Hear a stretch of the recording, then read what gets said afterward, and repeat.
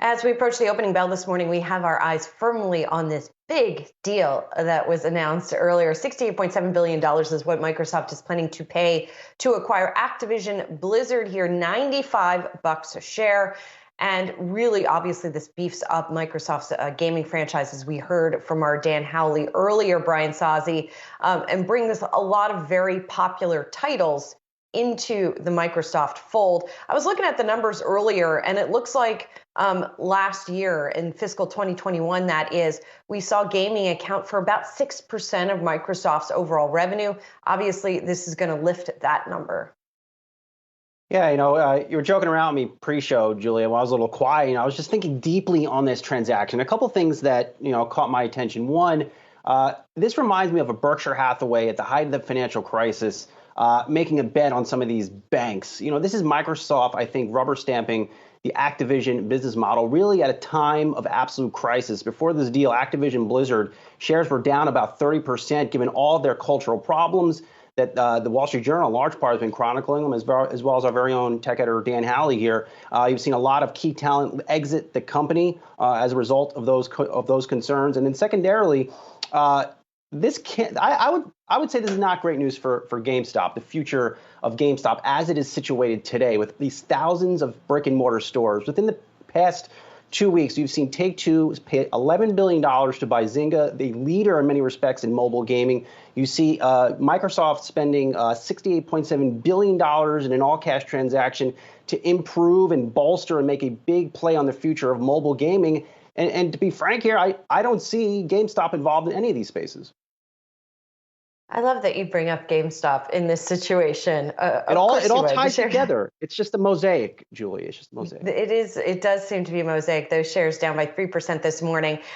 Again, as we've been talking about, Phil Spencer of Microsoft is going to oversee this beefed up division, including overseeing Bobby Kotick, who is still going to be leading up Activision Blizzard. And as we have also been talking about, we got a statement from Activision this morning on the latest in that investigation you were alluding to. The company says through our expanded ethics and compliance function, they've completed reviews of more than 90% of the reports they've gotten since July on the various wrongdoing within the company. They said for those completed reviews, 37 employees have left the company. Another 44 received written reprimands, formal warnings, or other discipline. So pretty significant number here of folks leaving the company, and that's just the latest round of people who have left the company.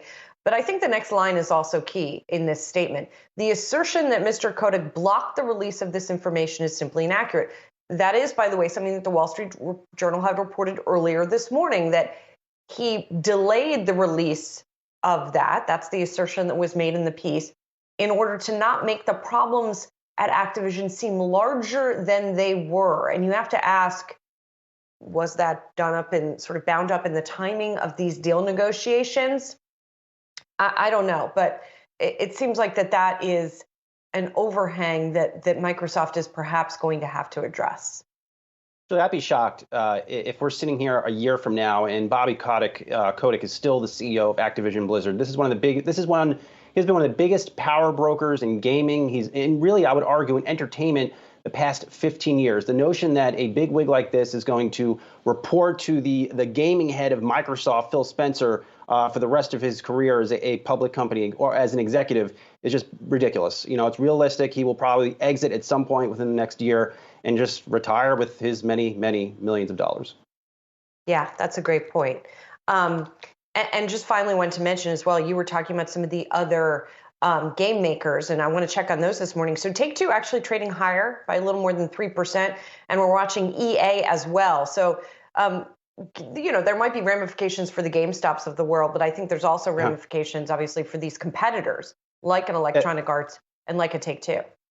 Yeah, there's two. I was talking to a banker about a week ago who covers or who's involved with a lot of these mobile gaming transactions. There's going to be more consolidation in this space within the next 6 months, and I'm surprised to see Take-Two shares up here because this I think validates that perhaps Take-Two didn't probably offer a lot or enough to ultimately complete that Zynga deal, and there might be a bidding war for that asset off in news like this today from Microsoft.